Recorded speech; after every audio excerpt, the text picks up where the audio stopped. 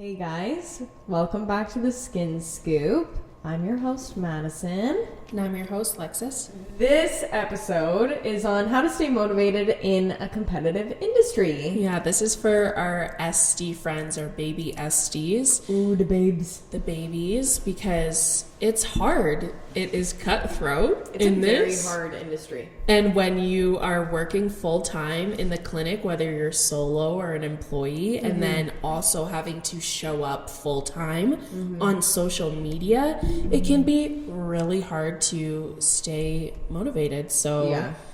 I mean, we struggle with that sometimes, but I think it's different now that me and Madison work together because we can Hold each other accountable, and we're very helpful with each other with social media and even in practice. Like, I love bouncing ideas off of you. I think it's great. Like, I'm so glad we work together. Absolutely. You're my light of my life. I wouldn't survive. Without you. I wouldn't survive without you. Period. Yeah.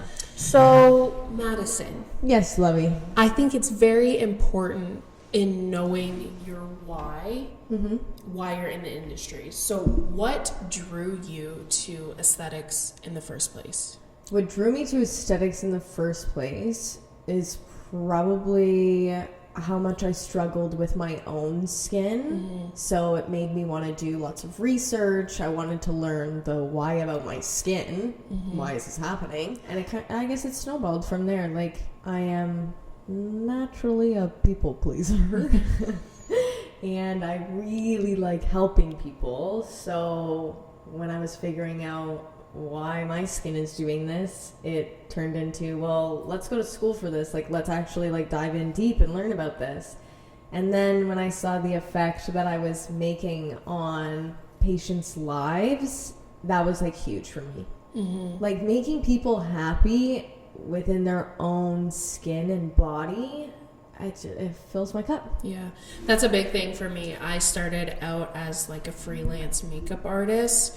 I knew I didn't want to do that forever, and that's when my mom suggested that I try medical aesthetics. Obviously, I didn't want her to be right about it, so I prolonged it for a little bit, and I was bartending. But once I got into school, it was just an instant fit. I fell in love. I knew I wanted to do medical.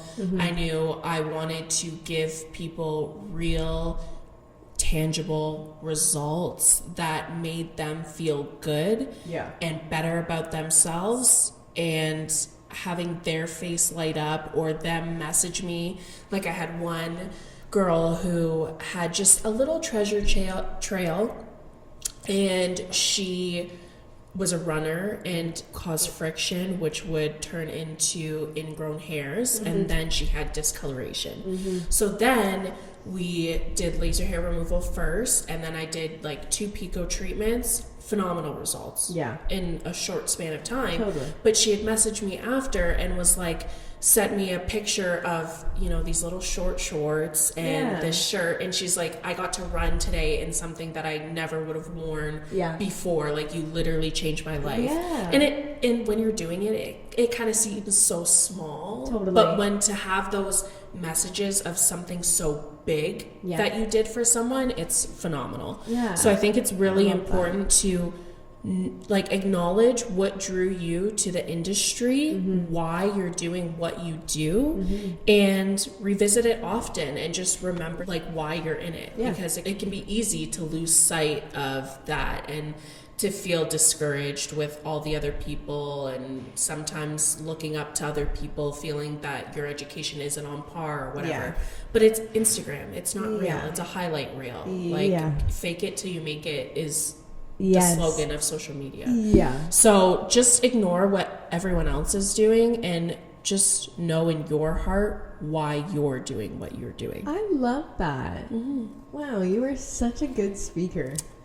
Yeah, like, so good, so motivational. Yay. Wow. I would say that I haven't always been a positive speaker. I would say for myself, I was a very negative person, but for other people, I always wanted like love and light for other people. So this year I'm trying to just change my mindset. Yeah. And I love that. Yeah, I Go think that's off. a true reflection of myself. Other important things is goal setting. Yes. So me and Madison have a million goals. Like a million goals. Every time we get together, it's like, we should do this. I know. We should do this. We love to make new lists literally every day of our Like, life. you should see the notes app of my phone, Yeah. the screenshots of my phone, Yeah. the voice ideas notes we send each other. Oh, it's crazy. Yeah. It's honestly, it's great. I love it. Yeah, I wouldn't have it it's any so other way. good. I am so thankful to have someone that like supports and loves and pushes me, and also has the same goals for herself. You. Yeah. Wow. You're perfect. Stop it. Say it for the people in the back. She's perfect. Yeah. I think so. So having goals, whether they're short-term or long-term, I recommend having a mix of both. Short-term could be learning a new treatment. Long-term could be opening up your own clinic or becoming a trusted expert in the industry, specializing in just pigmentation or just acne, whatever. You could have a mix of short-term or long-term, and I think that is very important to have that written down so that you can continue to go back to it as well. Make a vision board of goals. Shelby, Yes. I was doing a treatment on her, and she's honestly phenomenal. But she was saying that if your goals don't scare you, they're not big enough. Yeah. I think sometimes you fall into that like comfort Totally. of it. So it's like, even, on our vision boards, it's something outrageous. It's like 111,000 followers. I think it's a million. I think it says million. I think it says 111 because it's like angel numbers. Oh, 111K really? followers. Yeah. So 111,000 followers. Oh, okay. I mean, maybe if I went viral, but that's like crazy for a year. I'm not Yeah. that. But like, dream big. Dream big. Why wouldn't you try to push yourself? 100%. And once they start to pay off, it just like snowballs. Yeah. It's phenomenal. And if you feel overwhelmed, just focus on your small win. Whether it's nailing a new technique, booking one extra client in, those little wins add up. We also talk about that all the time. I think it's really important to celebrate the small things as well. We're always celebrating each other in the clinic. Like, anytime you do something and you're like, this is what I just did, I'm like, yes, go off. I know. The amount of times where we'll show like before and after pictures, and it's like, you did that. Yeah. You did that. Yes, queen. Next point, managing competition per se, because there's a lot of sharks in the water. I don't view anyone as competition. Like, period.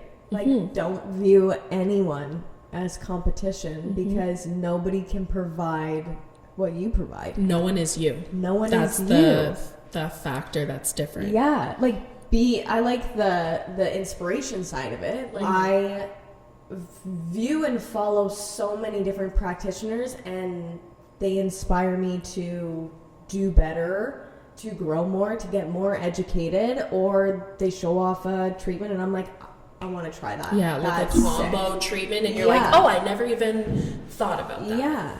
Or like, even with you, when you do something new in a facial, I'm like, I love that. Like, I'm gonna start doing that.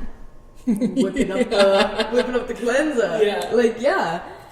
But I don't view it as competition. Like, but I think it's different for you because you've been in the industry for so long. Yes. So for someone new coming into the industry, it can be very, again, overwhelming because, and I think I went through this when I first came in. I saw, so many different successful estheticians that had thousands and thousands of followers, and I was like holding myself to their standard, but I'm not them. No. And it's very common to recreate content and stuff like that, but I find on social media it's very easy to tell when someone's not being authentic, 100%. and that hinders your growth. Yeah. So don't view them as competition. It's very, very awesome for you to take inspiration or whatever, and even if you're giving a shout out for inspiration, like that's even better. Yeah. But like, use it to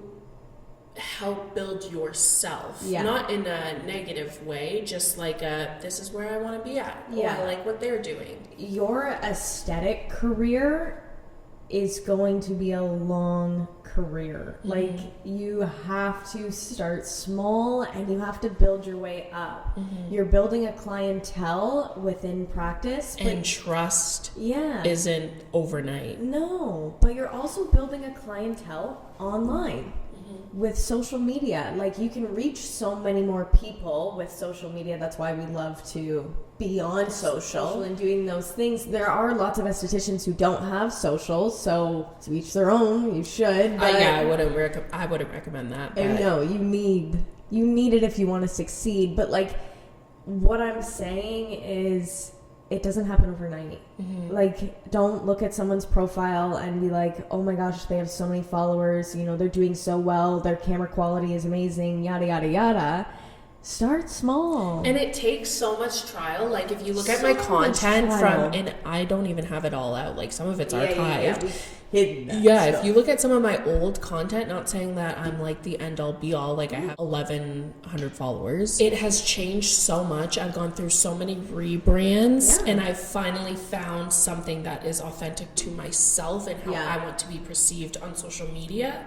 And I think it's really important to just show up as yourself as authentically as you can. That's a huge thing. Because people want to come to you if they feel like they know you. Yes. So many times, like, even being brand new to this clinic, I've already had so many regular clients of Bonita be like, I feel like I know you. I love your and Madison's content together. Like, it's so funny. That makes me happy because they're seeing my authentic personality. They're vibing with it, and now they want to come see me even more because they feel like they know me. Building your brand. That's what you need to do. Inside the clinic and outside the clinic, you need to build your brand. You need to build who you are, how people view you. Be authentic. And unfortunately, you can't do that as like a faceless content creator. People want to put a face to a name. They want to put a voice and a face to a name. They want to hear you talk. They want to hear your stories. They want to know you as a person because that builds trust. And that's when they start to come. And that's when it converts into actual real life clients. Yes. I agree. Period. I agree. You should always continue education, whether it be online or in person. There's been times where we get like education sent to us from one of our skincare reps or companies, and I'm like, well, I already know this, but I want to go on and I want to listen because there's always something new to learn. And even then it just reinforces what you know, or you might have missed out on something. So education is like the most important thing. And if you have the chance to travel and get education, win-win. Do it. It's amazing. The next point is just the power of support and self-care. So again, me and Madison have each other. That's our tribe. You know, that's who I consider my support system. Exactly, a like-minded professional. We have a great dynamic. We bounce ideas off of each other. We were social media friends before we even worked together, and we would chat about things pertaining to aesthetics even before we were, you know, as close as we are now. So even if you have like an online social media friend, I think it's really, really great to have that person that, you know, supports you, 100%. Who validates you. I think it's really engages in your content. I think it's really, really important to have a buddy in this industry. Like, I didn't realize that until we started working together, because my previous clinic that I worked at, we were not buddies. I didn't have that relationship with the people that I worked with. So a lot of the times it felt like I was going into the clinic by myself, even though I was surrounded by people. You know, and that sucks. It's cutthroat and it's a hard industry. So having a buddy, like having you, is literally like life-saving. Same. But like life-saving in the industry and then also life-saving in real life. Like, but I had that too. I told Madison, because sometimes she's always like, I literally don't know what I would do without you. And I'm like, well, you survived without me for a long time. But now that I know life with you in it, I would never want to experience it without you. No. Because it's honestly, you're just my person. You just get it. And it's great that we have such a good relationship where we can work together and be friends off the clock. So yeah, buddy system basically. Yeah, I mean, I also didn't have that at my old clinic, and I just felt, I dreaded going in every single day. It's important to find an environment that allows you to be yourself and to grow, whether that is being a solo esthetician or being an employee. You want to be in an environment where you're feeling appreciated and supported to grow to your fullest potential. Yes. And don't let anyone tell you that you're not important, essentially. Yeah. Like, you're providing the services to these people. The people that are coming in to see you. They're not coming in for the clinic. They've built a relationship with you. Yeah. So just keep that in mind and really focus on you and your mental health. Yes. And finding a place that fits is really, really important. Yeah. And it's not going to be the same for everyone. Like, some people love to be a solo esthetician and they want to be a business owner and an entrepreneur. And some people are like, I just want to clock in and clock out. Yeah, some people like being just a number at a clinic. Yeah.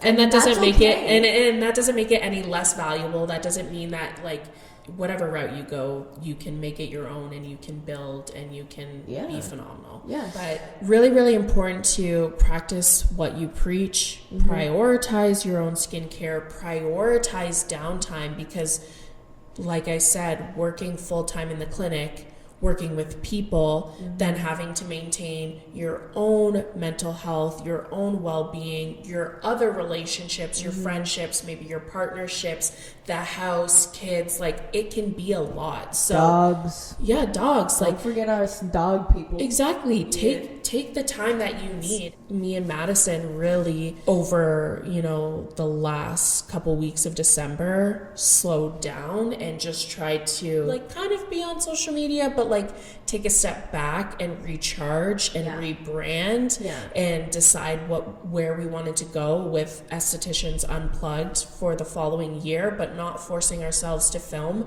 when we didn't want to. Yeah. And I think it's really helpful that we like to batch film content, because when we don't feel like filming, then we're still able to be present on social media without affecting our mental health. Yeah, it does. This industry and then everything that comes with it, it does take a lot out of you, especially touching people.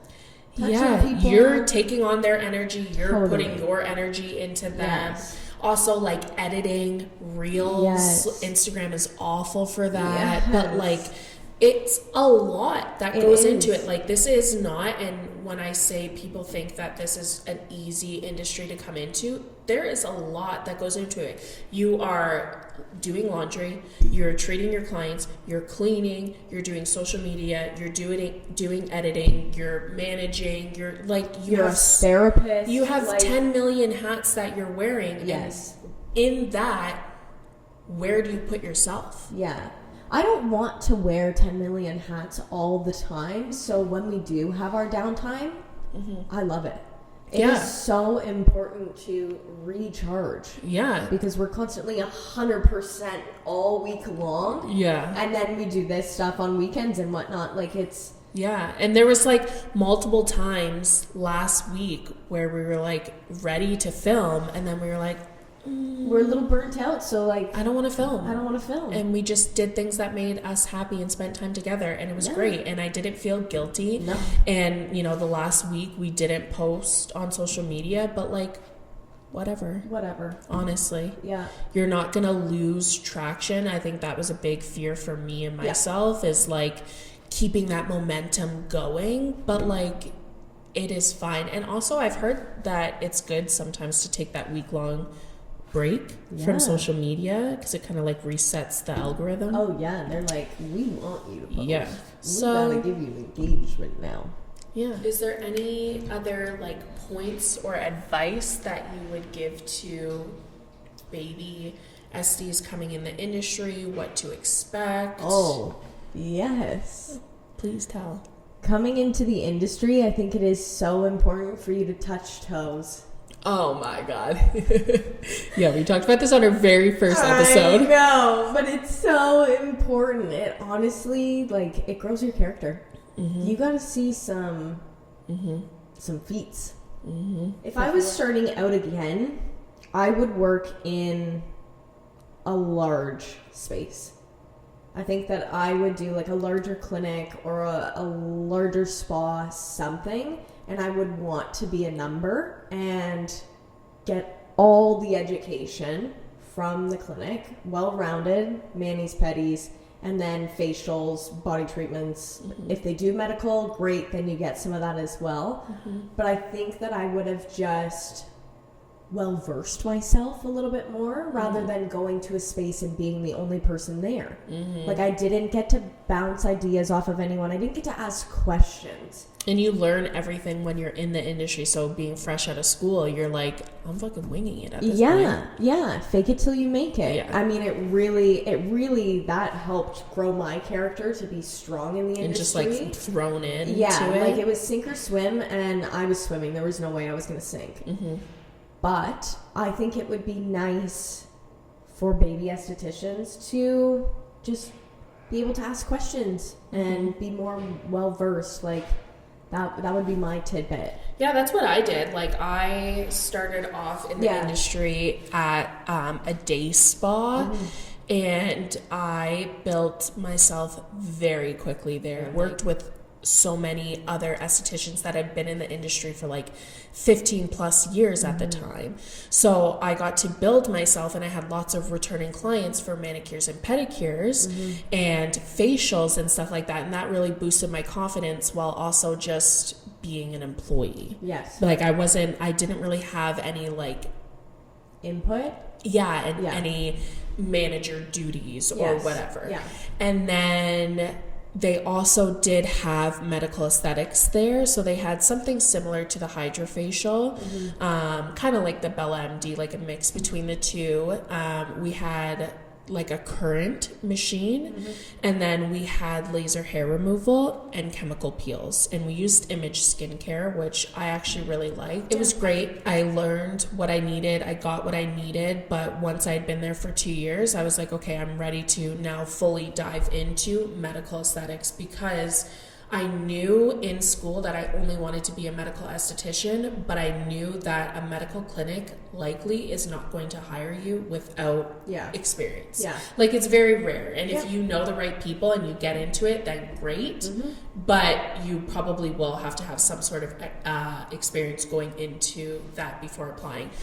So then I go to my second clinic, and this is straight medical aesthetics. It's run by a doctor. He owns it. There's a nurse that works there. We're doing ablative ECO2. We're doing Plexar plasma pen, tattoo removal, pico, hydrofacial. We don't really have that many facials. We just have hydrofacial, and we have chemical peels, and we have control depth peel. Yeah. I got so much knowledge from there, but then again, it was just me, and I had a lot of manager duties, and I felt like I wasn't learning anything. Nurse and the doctor, it wasn't their industry. It wasn't an aesthetics nurse, and it wasn't a plastic surgeon or a dermatologist. Yeah. So it wasn't their industry, and that kind of felt like they were in it for the wrong reasons. Yeah. And as a result, I was not able to grow to my full potential.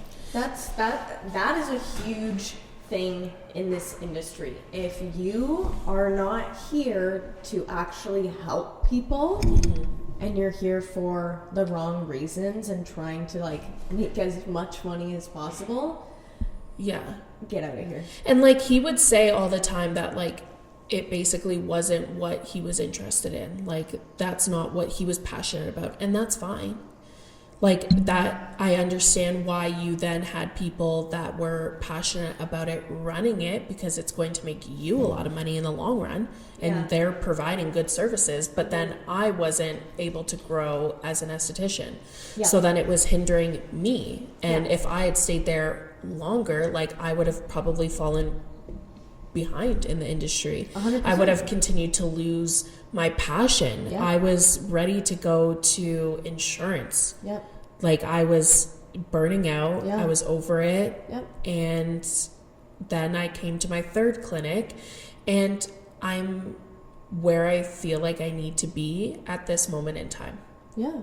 Like, I love where I'm at. I love the education I'm getting. I love the people that I'm meeting, that I get to learn new things off of and new techniques, and just continue to grow as an individual, because that's what it's about for me. Yeah. I agree with you 110%.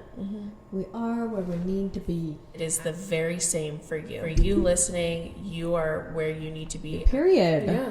Divine timing. Divine timing, baby. The universe always has your back. Yeah. You just need to talk to it nice. Talk to yourself nice. The points for new Etsy's education. Very important. Downtime. Grow your social media. Staying motivated. Practice what you preach.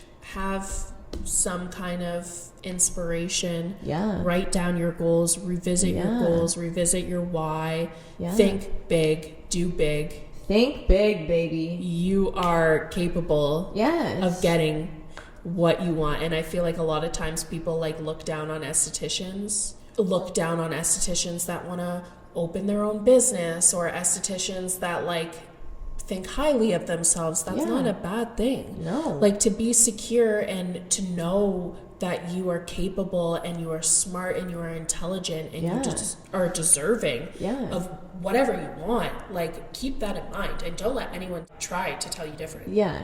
In any career.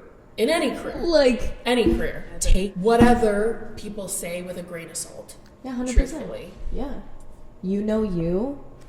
You know what you have to offer. Your clients know what you have to offer. Period. Yeah.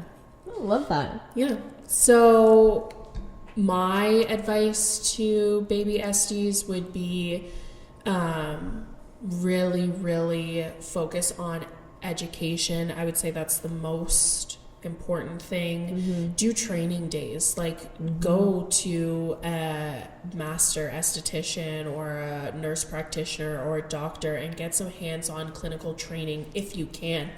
Go to conferences, learn your ingredients. That's so important. I think Lex is like an ingredient snob. She's so dang good at it. I give her that. You're way better at ingredients than I didn't get that from school. Like, it was only just in the last like 2 years that I was like, I want to understand every ingredient. Every ingredient that I talk about. How it works. How it works in the skin. What it's meant to do. And you can have like a very basic understanding of it. You are also very well-rounded in ingredients. I think you just don't know like stupid ones that I know that are like, how do you even pronounce that? Like, what is that? You retain that information really, really, really well. Which is awesome. Like, fantastic for you. I'm happy. I think that's really important. And just, I think being a kind and caring individual and not like perpetrating this catty, gross behavior in the industry. So I think we all need to speak a lot nicer to one another. And like, it's so amp people up. That's what we did. We didn't even know each other. Yeah, seriously. And like, you would post something and I'd be like, that's sick. Like, good for you. I would post her like before and afters on my story and be like, this is crazy. Like, things like that. And I just think you're in an industry that is so sensitive because people are coming to you for you know, so just then just to then be a not nice person and talk about other people, like, that shows a lot about you and your character. 100%. So we don't like mean girls. We don't like mean girls. 2025 is literally about being nice and sweet and kind and soft. Like, we're in our soft girl eras. Period. I've been in it. It's nice over here. She's dipping her toes in. I'm dipping my toes in it. You are right. I don't know how to word this. I think I am a nice person. And I think that I am kind to women. She's a girl's girl. I am a girl's girl, but I just think I have a hard time dealing with stupidity. Yes. Is the word stupidity right? I am a nice girl, but like if you are not going to be nice to me, you're not going to get respect and kindness from me. Yes. But I'm not going to go out of my way to be mean to you. Exactly. I'm just not going to acknowledge you. Exactly. Yeah. Period. Yeah. So hype people up. Hype yourself up. Mm-hmm. Know your you worth. can make it. Yeah. If you have questions, message us. Yeah, message. That. Yeah. I've had so many estheticians coming out of school that have messaged me and be like, how the heck do I do this? And I'll give you information for a low price. Time is money, baby. Seriously. But if you have small questions, yeah, I'll answer them. Yeah. But don't send me a paragraph. Seriously. Well, like 3 paragraphs. I'll do 1 paragraph. What is our question of the day? Question of the day. What's one thing you do to stay motivated when you're feeling stuck? I think that I really prioritized slowing down when I was feeling stuck because I feel like when you get stuck, you have this pressure to still, again, maintain the momentum and just put content out there or do whatever. But then it starts to get sloppy. It's not the best it could be. You're just doing it to do it. And then you're not even gaining what you want from putting that stuff out there. So really just slowing down. If you don't feel like recording, don't do it. Yeah. Like chill, prioritize, your mental health, doing what you like to do. If you are someone that has a hard time with being present on social media consistently, I really recommend batching your content so that you can post when you're not feeling, even just having like emergency content in the back burner. Yeah. Like things like that. I think that helps me because then once I've gone through and allowed myself to chill out, then I'm like coming back with a fresh head space and I'm like, okay, now how do I want to approach this? And I can do it to the best of my ability instead of this half-assed content that I was just putting out to put out there. Yeah. How about you? Things I do to stay motivated when feeling stuck. I agree with you. I like to slow down. I do recognize I only have so many spoons throughout the day. So I really do try to manage that because my mental health becomes top priority. Like my mental health is always my top priority. If I'm not feeling it, I'm not feeling it, so I'm going to slow down. But like if I'm ever in a rut or anything, like I call you. Like I'm like, I need you. Like talk to me. Yeah. I don't know. You just bring me up. Yeah. We keep each other motivated, I think. Yeah, we talk about our goals and like it's so good to have your person. Yeah. Like, find your person because it's incredible. Yeah, and honestly, like journaling and writing things down, like I sat in the bath and I wrote out all my 2025 goals. Yeah. Or I sat out and I wrote like a content calendar and like campaigns that I potentially want to do for each month of the year. So I'm like organizing myself and that's exciting and it doesn't feel like it's taking away. Yeah. And then when I feel better, then I can, go full throttle with what I've come up with. Yeah, I love that. Yeah. What do you guys do to stay motivated when you're feeling stuck? Let us know in the comments. Do you have a bestie that keeps you going? That's what I want to know. Who's your bestie that keeps you going? Yeah. Tell us all about your bestie. So, like, comment, subscribe. Yeah, that's pretty much it for today's episode. Thanks for tuning in. Be our besties. Message us with any questions. And stay safe out there. Stay safe Stay warm out there. In the streets. And hopefully soon you'll see lots of content in the new space because it's gorgina. It is gorgina. We're going to have really good content. Yeah. Great content. Like, I'm going to be taking pictures in there. Yeah. Thank you so much. We love you. See you on the next episode of The Skin Scoop. Oh.